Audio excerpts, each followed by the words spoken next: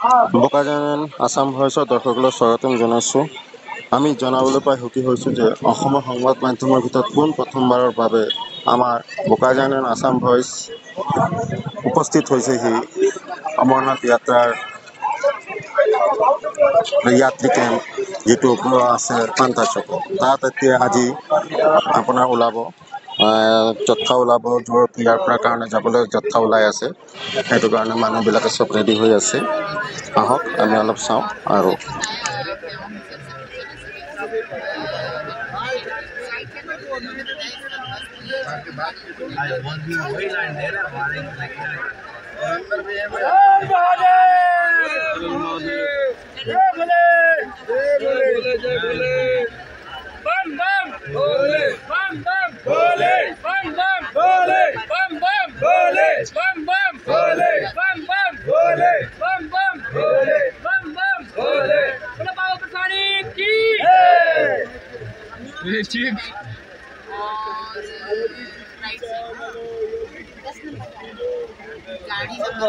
गाड़ी